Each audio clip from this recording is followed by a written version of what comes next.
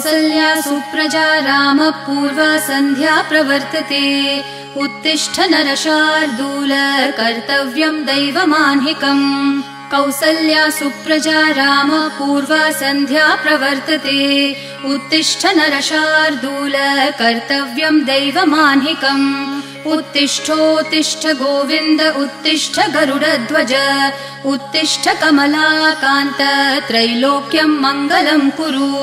उत्तिष्ठोत्तिष्ठ गोविन्द उत्तिष्ठ गरुडध्वज उत्तिष्ठ कमलाकान्त त्रैलोक्यं मङ्गलं कुरु मातः समस्त जगतां मधुकैटभारेः वक्षो विहारिणि मनोहर दिव्यमूर्ते श्रीस्वामिनि श्रितजनप्रिय दानशीले श्रीवेङ्कटेश दयिते तव सुप्रभातम्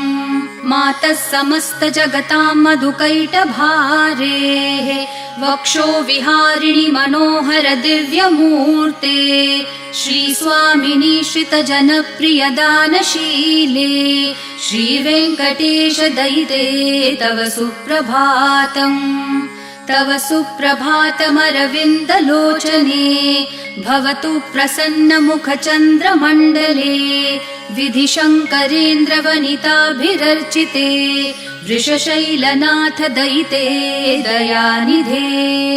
अत्र्यादिसप्तऋषयः समुपास्य सन्ध्याम् आकाशसिन्धुकमलानि मनोहराणि आदाय पादयुगमर्चयितुं प्रपन्नाः शेषाद्रिशेखर विभो तव सुप्रभातम् पञ्चाननाब्ज भव षण्मुखवासवाद्याः त्रैविक्रमादिचरितं विबुधास्तुवन्ति भाषापतिः पठति वासरशुद्धिमारात् शेषाद्रिशेखर विभो तव सुप्रभातम्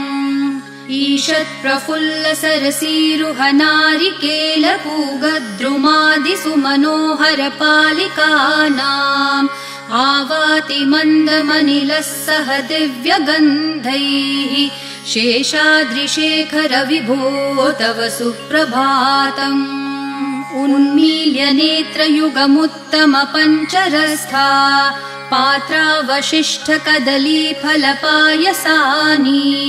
भूत्वा सलीलमथ केलिशुकाः पठन्ति शेषाद्रिशेखर विभो तव सुप्रभातम् तन्त्री प्रकर्ष मधुरस्वनया विपञ्च्या गायत्यनन्तचरितं तव नारदोऽपि भाषा समग्रमसकृत्करचाररम्यम् शेषाद्रिशेखर विभो तव सुप्रभातम्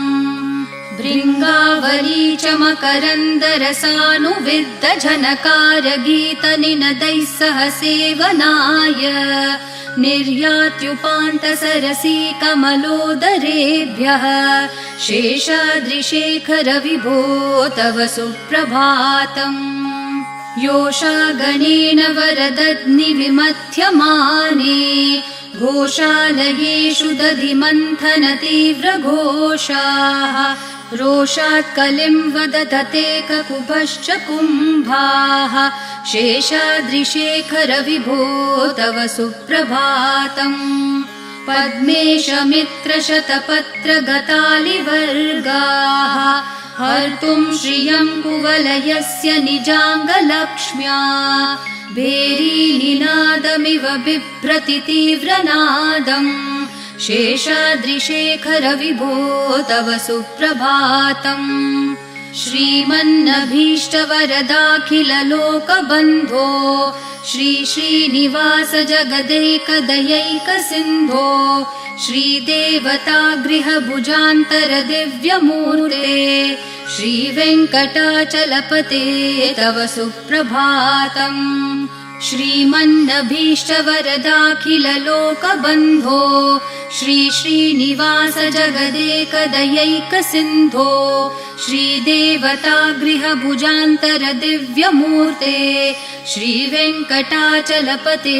तव सुप्रभातम् श्रीस्वामी पुष्करिणिकाप्लवनिर्मलाङ्गाः श्रेयोर्थिनो हरविरिञ्च सनन्दनाद्याः द्वारे वसन्ति वरवेत्रहतोत्तमाङ्गाः श्रीवेङ्कटाचलपते तव सुप्रभातम् श्रीशेषशैलगरुडाचलवेङ्कटाद्रिनारायणाद्रिवृषभाद्रिवृषाद्रिमुख्याम् आख्यां त्वदीयवसतेरनिशं वदन्ति श्रीवेङ्कटाचलपते तव सुप्रभातम् सेवापरः शिवसुरेश कृशानुधर्मरक्षोऽम्बुनाथ पवमानधनाधिनाथाः बद्धाञ्जलि प्रविलसन्निज शीर्षदेशाः श्रीवेङ्कटाचलपते तव सुप्रभातम् घाटेषु ते विहगराज मृगाधिराज नागाधिराज गजराज हयाधिराजाः स्वस्वाधिकारमहिमाधिकमर्थयन्ते श्रीवेङ्कटाचलपते तव सुप्रभातम् सूर्येन्दुभौमबुधवाक्पतिकाव्यसौरिस्वरभानुकेतुदिविषत्परिषत्प्रधानाः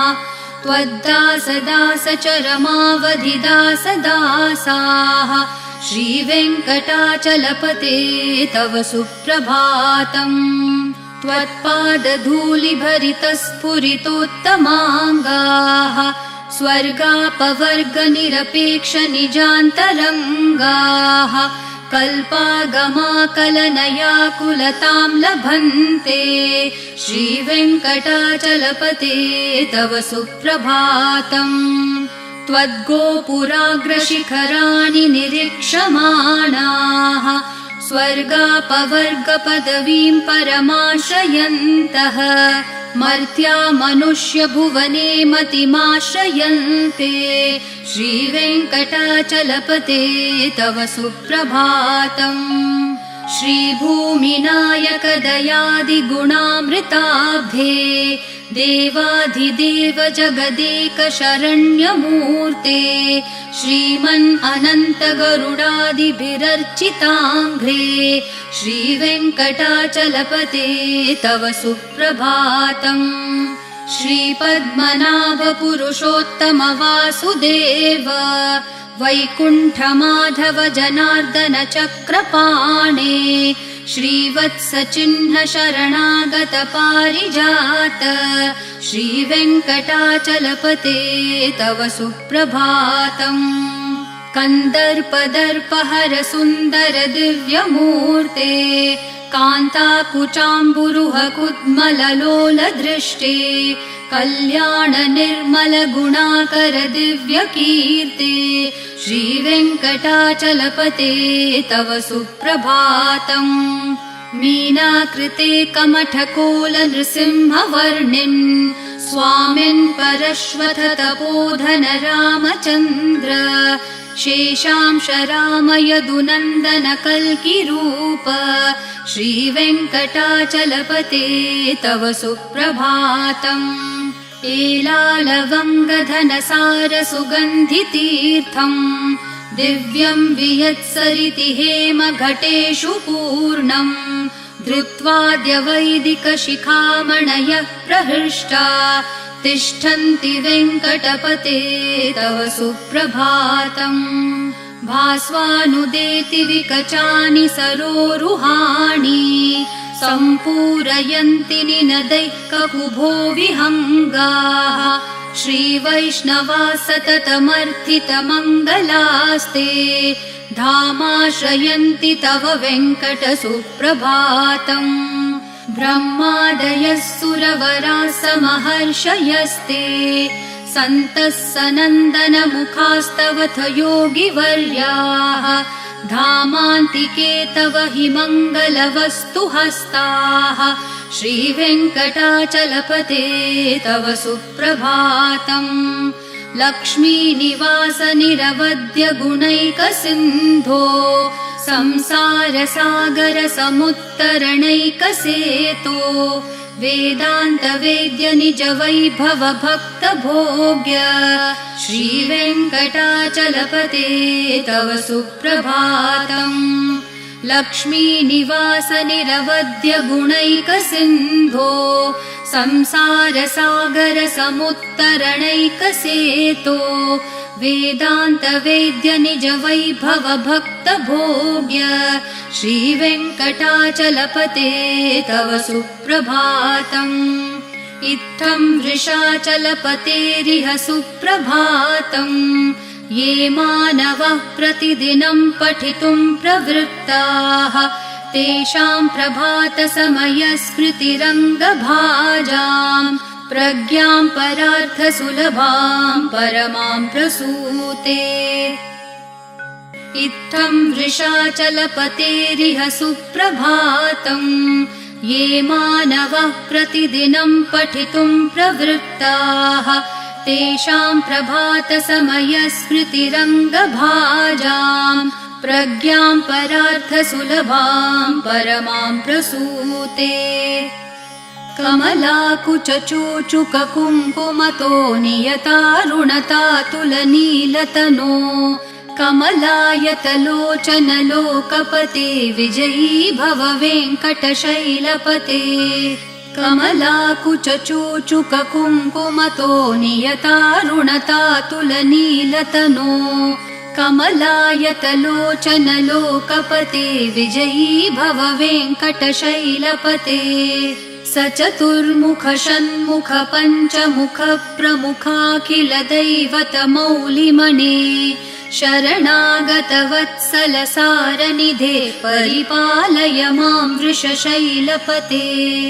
अतिवेलतया तव दुर्विषहै अनुवेलकृतैरपराधशतैः भरितं त्वरितं वृषशैलपते परया कृपया परिपाहि हरे। अधिवेङ्कटशैलमुदारमते जनताभिमताधिकदानरतात् परदेवतया गदितान्न गमै कमलादयितान्न परं कलये। कलवेणुरवावशगोपवधू शतकोटिवृतात् स्मरकोटिसमात् प्रतिवल्लविकाभिमतात् सुखदात् वसुदेवसुतान्न परं कलये। अभिराम गुणाकरदाशरथे जगदेकधनुर्धर धीरमते रघुनायक राम रमेश विभो वरदो भवदेव दया जलदे। अवनीतनया कमनीयकरं रजनीकर चारुमुखाम्बुरुहम् रजनीचरराजतमो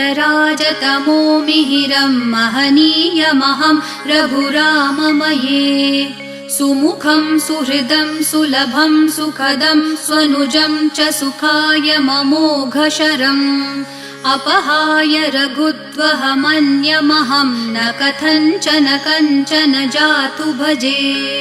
विना वेङ्कटेशं ननाथो ननाथ सदा वेङ्कटेशं स्मरामि स्मरामि। हरे वेङ्कटेश प्रसीद प्रसीद प्रियं वेङ्कटेश प्रयच्छ प्रयच्छ। विना वेङ्कटेशं ननाथो ननाथ सदा वेङ्कटेशं स्मरामि स्मरामि। हरे वेङ्कटेश प्रसीद प्रसीद प्रियं वेङ्कटेश प्रयच्छ प्रयच्छ। अहं दूरतस्ते पदाम्भोजयुग्म प्रणामेच्छयागत्य सेवां करोमि। सकृत्सेवया नित्यसेवाफलं त्वं प्रयच्छ प्रयच्छ प्रभो वेङ्कटेश। अज्ञानिना मया दोषान् अशेषान् विहितान् हरे क्षमस्वत्वं शेषशैलशिखामणे। अज्ञानिना मया दोषान् अशेषान् विहितान् हरे क्षमस्वत्वं शेषशैलशिखामणे। ईशानां जगतोऽस्य वेङ्कटपतेर्विष्णोः परां प्रेयसीं तद्वक्षस्थलनित्यवासरसिकां तच्छान्तिसंवर्धिनीं पद्मालङ्कृतपाणिपल्लवयुगां पद्मासनस्थां श्रियं वात्सल्यादिगुणोज्ज्वलां भगवतीं वन्दे जगन्मातरम् ईशानां जगतोऽस्य वेङ्कटपतेर्विष्णोः परां प्रेयसीं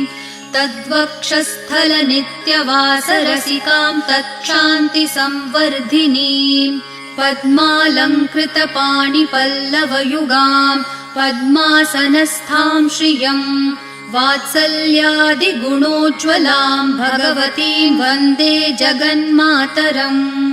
श्रीमान् कृपाजलनिधे कृतसर्वलोकसर्वज्ञ शक्तनतवत्सल सर्वशेषिन् स्वामिन् सुशीलसुलभाश्रितपारिजात श्रीवेङ्कटेश चरणौ शरणं प्रपद्ये श्रीमान् कृपाजलनिधे कृतसर्वलोकसर्वज्ञ शक्तनतवत्सल सर्वशेषिन् स्वामिन् सुशीलसुलभाश्रितपारिजात श्रीवेङ्कटेश चरणौ शरणं प्रपद्ये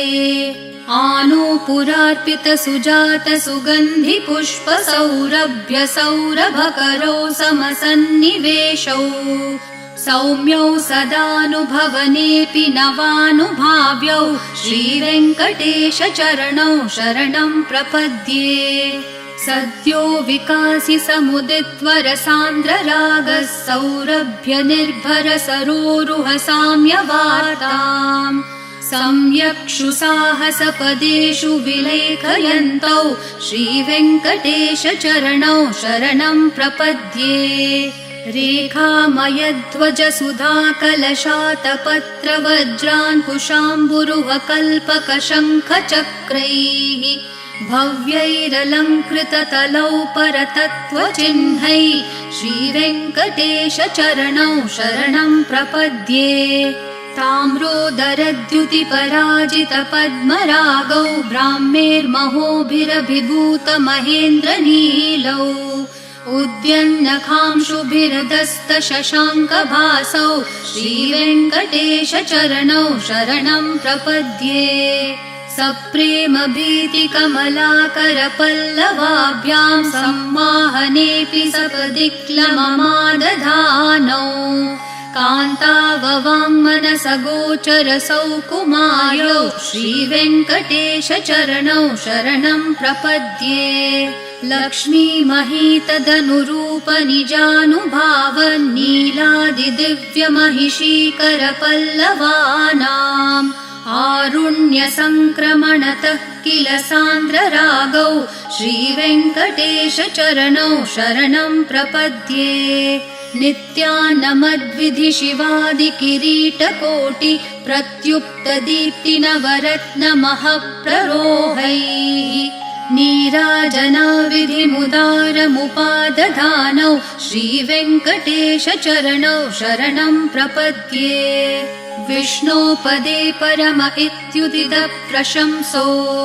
यौ मध्य उत्स इति भोग्यतयाप्युपातौ भूयस्ततेति तव पाणितलप्रदिष्टौ श्रीवेङ्कटेश चरणौ शरणं प्रपद्ये पार्थाय तत्सदृशसारथिना त्वयैव यौ दर्शितौ स्वचरणौ शरणं व्रजेति भूयोऽपि मह्यमिह तौ करदर्शितौ ते श्रीवेङ्कटेश चरणौ शरणं प्रपद्ये मन्मूर्धिकालियफने विकटाटवीषु श्रीवेङ्कटाद्रिशिखरे शिरसि श्रुतीनां चित्तेऽप्यनन्यमनसां सममाहितौ ते श्रीवेङ्कटेश चरणौ शरणं प्रपद्ये आम्लानहृष्यदवनीतलकीर्णपुष्पौ श्रीवेङ्कटाद्रिशिखराभरणायमानौ आनन्दिताखिलमनोनयनौ तवेतौ श्रीवेङ्कटेश चरणौ शरणं प्रपद्ये प्रायप्रपन्नजनता प्रथमावगाह्यो मातुस्तनाविविशिशोरमृतायमानौ प्राप्तौ परस्परतुलामतुलान्तरौ ते श्रीवेङ्कटेशचरणौ शरणं प्रपद्ये सत्वोत्तरैः सततसेव्यपदाम्बुजेन संसारतारकदशार्द्रदृगञ्चलेन सौम्योपयन्तृमुनिना मम दर्शितौ ते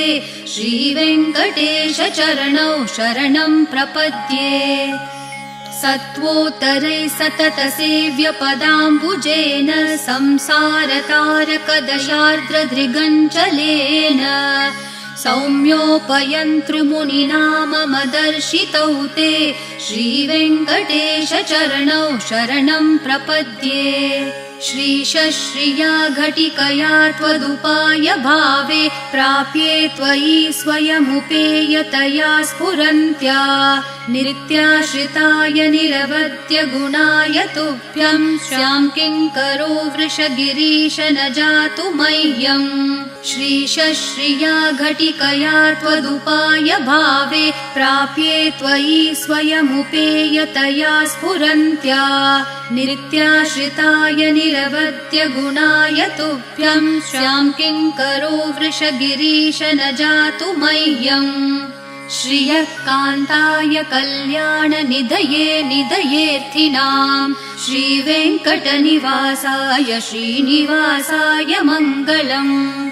श्रियः कान्ताय कल्याणनिधये निधयेऽर्थिनां श्रीवेङ्कटनिवासाय श्रीनिवासाय मङ्गलम्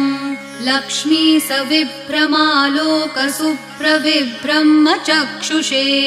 चक्षुषे सर्वलोकानां वेङ्कटेशाय मङ्गलम्